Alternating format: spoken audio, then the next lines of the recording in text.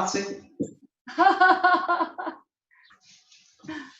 sure Carly was going to join us as well.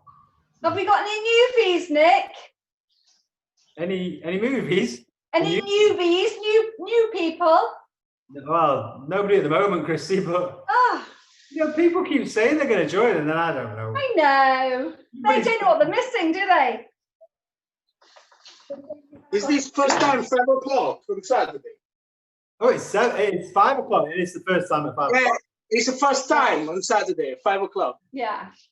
Good you say, because it is 5 o'clock now on a Saturday afternoon. So we're going live for our first 5 o'clock on Saturday cook along. I'm going to pass over to our new host for today's show, Karen Wright. Hello, good afternoon, everybody. Good afternoon. Hello, yeah, this is a first for me. I've never hosted very much at all, apart from the odd tea party here and there. I'm Karen, and I'm really delighted to be hosting today's Great British Food Festival Cook Along live. Yes, we're live. And look at these beautiful things. I love colour me. We've got peppers. And we've got peppers, and they're going to be cooked by one of our chefs here, and it's Chrissie over in Cheshire. I'm right, that's right, isn't it, Chrissie? I'm in the heart of Cheshire, Karen. Fantastic. Beautiful county of Cheshire. Absolutely. And tell us just briefly before we get on, what have you been doing today? Oh, well, today in our village, Tarpley had its Sunflower Day. We've had a very fantastic, it was actually done by the parish council. It was started by them, and we've had loads of volunteers, and people had sunflower seeds delivered through their doors, and they sowed them and put the plants up. And so this week has been all about walking around the village, judging the heights of sunflowers, judging the tallest, the beautifulest bloom and everything else. It's been really lovely. And we've also had a fantastic art project. We've had something like 188 entrances of sunflower art, which was a 5x5 piece that has been wonderful. So it's been a great sort of community. Absolutely, just when you need it. Just when you need it. I've got a point though. When did you get the seeds? How long does it take to go from seed? I think we got them in March. So sort of, generally when you're sowing seeds, you don't want to do it before March, and sometimes it's April, because we don't always get the best weather. And a lady said to me, I've got no flowers on my sunflowers. And I said, well, we've not had a great summer. We had a fantastic spring, but not a great summer. But when you think about all those sunflowers where they grow in fields and fields of them, it's in Italy, it's in France, it's Africa. It's going to be somewhere hot.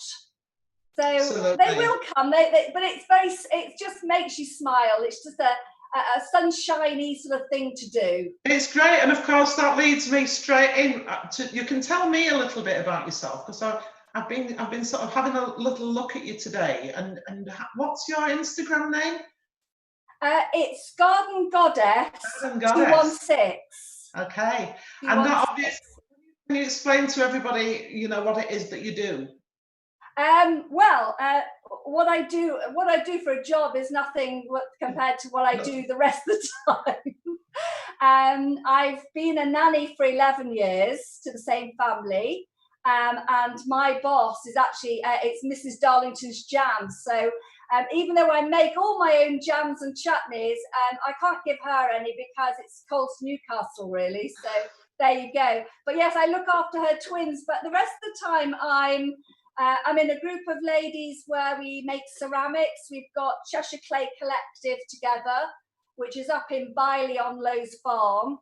So we've got a studio there, and we create things out of clay. So that is fabulous. It's just such the nicest thing to do. I love to do that.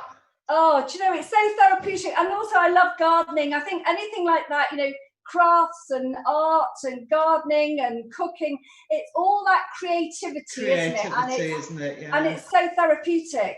Especially now, when we all need some of that, now. especially now. So that's brilliant. So are you going to explain to us all and to our viewers? Now these peppers, now I know a lot of people will know how to do this, and I've said to my friends that can make them, you know, join in, and you can join in on YouTube, Instagram, Facebook, because it's just fun to all do it together, isn't it? It is, but they're not stuffed peppers as we know it, like from the 70s, are they? They're not that. No, but having said that, Karen, when I first did these, I was working on a farm in Evenlode in Gloucestershire, and in the Cotswolds. And I worked for a lady called Lady Margaret Aird, and she was the most amazing cook. And she used to do these, and she used to do them on the barbecue. That was a question. That was a question for later, but great, yeah. Yes. So I always say there are 3 women that taught me to cook: my mother, Lady Aird, and Delia Smith. What? Those 3 women, you know, because obviously we all had Delia Smith's cookbook. Oh, you've got the book. She wasn't a friend of you and the lady. Delia's not my maid. She didn't come around the house to teach me to cook something. Listen, Chrissie, I know you've got a double-barreled name, so I know you might mix in those sort of circles. Oh, no, I don't think so. But yes, I mean, this has been a dish, and I know that it's in one of Delia's books, but this was a dish that I did when I worked for Lady Aird in the Cotswolds. So it's a fabulous dish. And the thing is, the reason that I decided, I said to Nick, I'll do the peppers because so many of my friends, and they come for dinner, I'm a total feeder. I have to be making food for people all the time. And they always go, could we have the peppers as a starter? And I'm thinking, I give you peppers every single time you come. Do you not want something different? And they go, no, do the peppers. Well, so we're going to all together. Today, we're going to roast our peppers. We're going to do the peppers. Going to do the peppers. Is everybody ready? Have we got everybody prepped?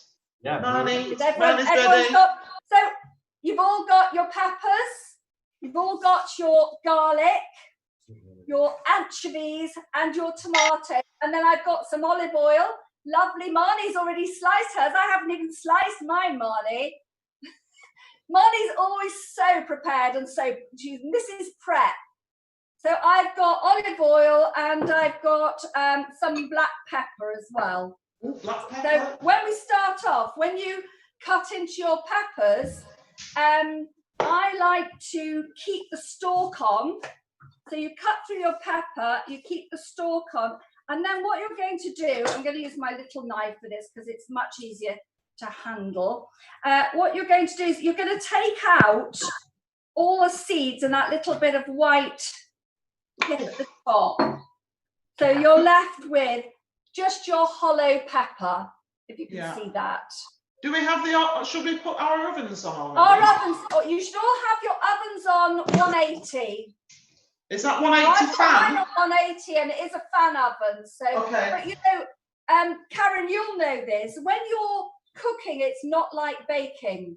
No. Baking is really a science. And when you're baking, you've got to have your exact ingredients. And that's of course, correct. Otherwise, it all goes horribly wrong, doesn't it, Karen? That's right. And that's why I prefer cooking, because we can be a little bit more relaxed. Yes, it doesn't matter, does it? No, it doesn't matter. And the wonderful thing about this is when you're cooking, you can improvise and add this or add that, or if you don't like something, you can add something else that you do like. So, you know, you could even put, you know, some people like, I've got a little basil here, which I'll pop on when it's cooked, when it's roasted, but you could put it inside now, you could put feta in with it or anything, but, you know, it is in the oven for a long time. It is quite a long roast. And I do like my peppers really well done, so that they get quite sort of brown, almost like they're burning around the outside, because I love that caramelization that you get, and the juices are amazing. It's very floppy. If you do something quite quickly, you know, it's cooked and it's al dente, but you don't get that deep flavour. Where do you stand on? I was watching Nigella on the telly this morning, okay, and she said, Under no circumstances should anybody ever use these green ones. Do you know what? I love a roasted green pepper, and I do know that people say use yellow. The only reason I have yellow, orange, and red is because I couldn't get green peppers. But what I do like, they've got a very different flavour, haven't they, Karen? Yeah, they have. I mean, they're not ripe, you see. That's the reason she was saying that, is because they go from green to, you know. I think sometimes I do a soup, which I call my everything soup, and I put green peppers in it. And if you don't put green peppers in, it's a different flavour. Different, completely different. Yeah. Right. Yeah. So right. I like them. I'm all for, and the thing is, what I was going to say to everybody, when you're doing roast peppers, don't do all red or all yellow or all whatever, one colour, because what you want to do is when your guests or your family or whomever you're cooking for sit down with their plate of peppers, you really want to be having, you know, one red one and one yellow one, or one red one and one green one. So basically you put a half of one colour and a half of another colour, and then you've got a mixture. It's just the colours, you know, having the colours nice. But Marnie's got red, and you know what? That's fine, Marnie, because they have a beautiful sweet flavour. So you will have beautifully sweet flavoured peppers. Would you serve them from? Would you serve them from the oven to the table, or would you put them on a tray and then? Generally, what I do is I tend to do them as a starter. So what I tend to do is I will fish out 2 different coloured halves and then plate them onto a plate with a bit of the juice and a bit of you know, a sprig of basil with them or something, and some chunky ciabatta bread or olive bread, and that's it. Bob's your uncle. I don't unless I'm having them as well as something else. You know, yes, as a side. Yeah. Hello, Chiro. Hi. How's it going in your kitchen? Good. Good. Can we see your peppers? Sorry? Can we see your peppers? Yeah. There's your peppers, Chiro. My peppers, I've got orange and red. Lovely. Lovely. Yeah? And are they going to be a starter, Chiro, or are you having those with something else? No, with anchovies. With anchovies. Anchovies, more anchovies. Okay, so we've probably all have, hopefully everyone's cleaned their peppers out and you've got your halves of peppers. Yeah. So what I tend to do is I get my tray and I just give it a little greasing of olive oil, and not a huge amount, but enough just to give it a good covering.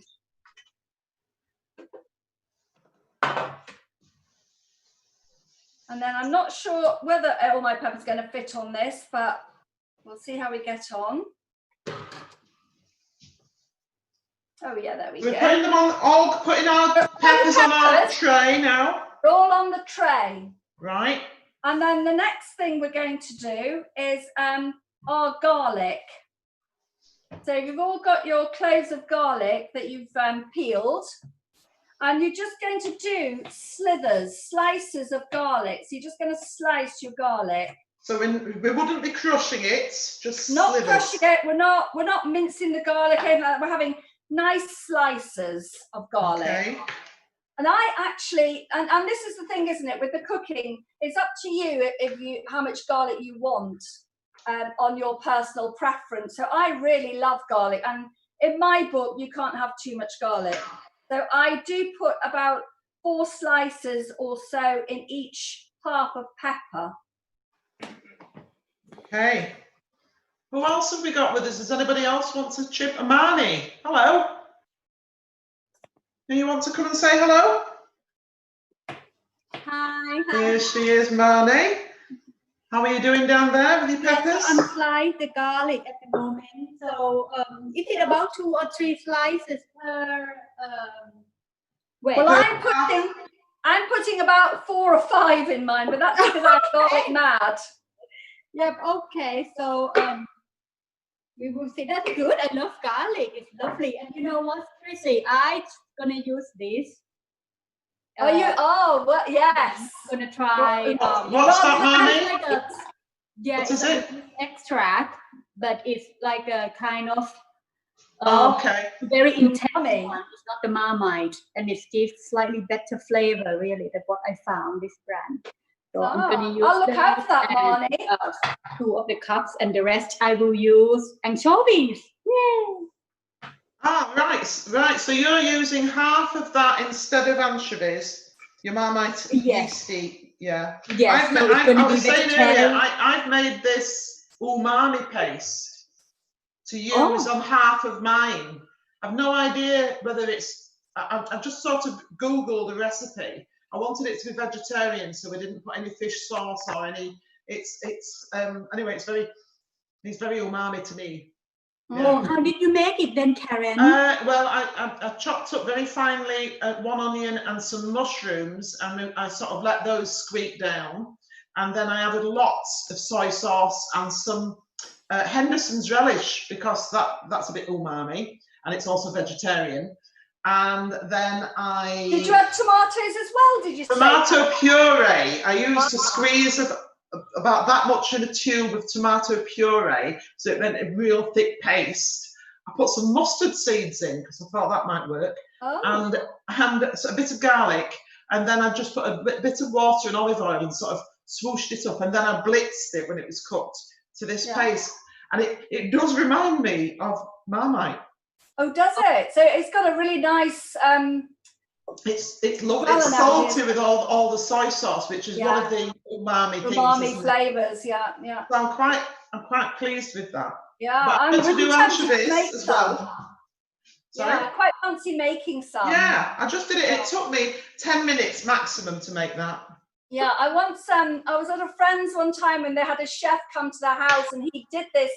It was like a shot glass of this.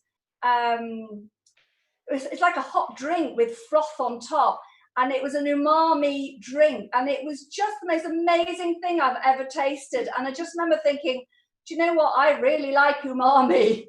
And well, you know, the first time I ever heard the word used was only just over a year ago, and I was on a stage in Chester at the racecourse, and I was following Simon Rimmer.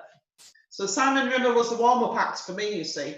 And I was listening to him cook, and he was talking about mushrooms and onions. And as he was cooking them down, he used the word umami.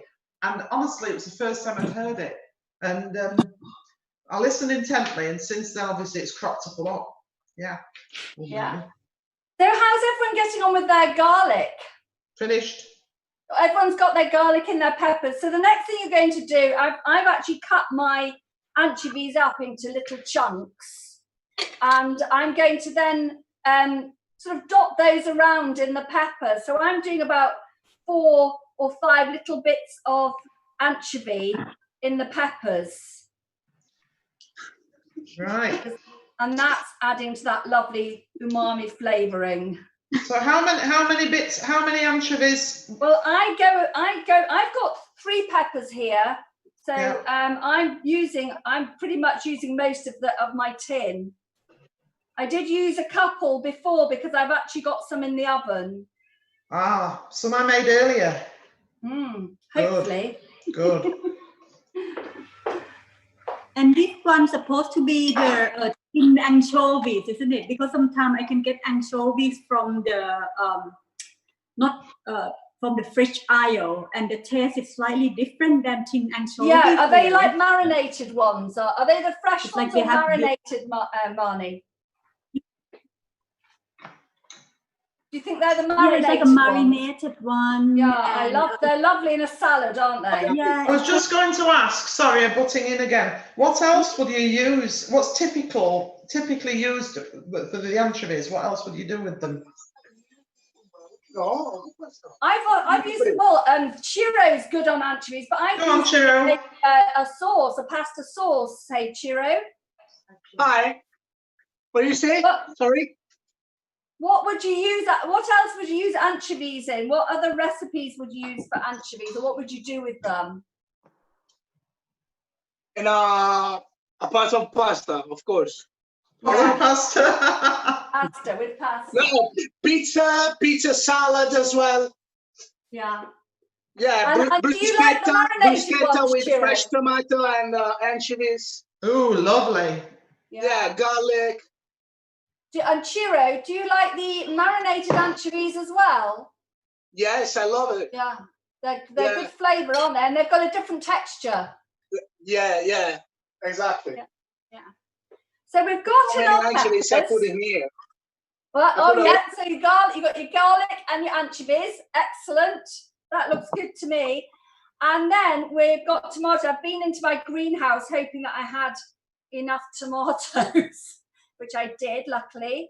So now I'm going to. Now the thing is, I know some people when they do these, they think you should skin the tomatoes. I really can't be bothered doing that, and I don't really think it's necessary. I've never minded tomato skins, and the thing is, the whole thing, it roasts down so well. I don't think it matters.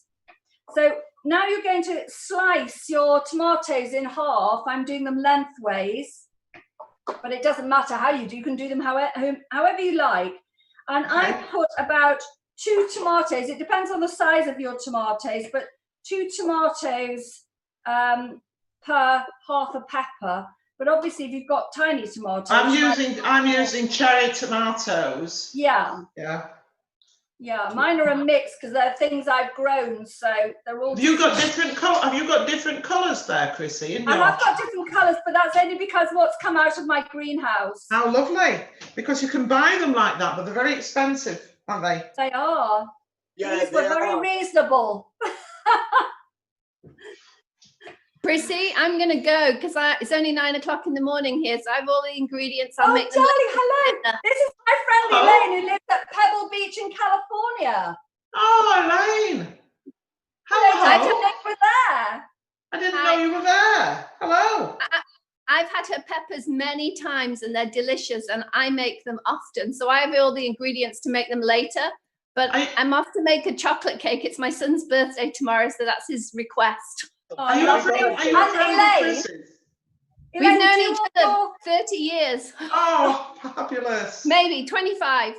Elaine, and do all your American guests love your roast peppers? They do. I made them the other day, a couple of weeks ago. We had them outside in the garden and they'd never had them before and they loved them. Excellent. Yeah, well, they were delicious. Thank you for joining us, even though you can't stay.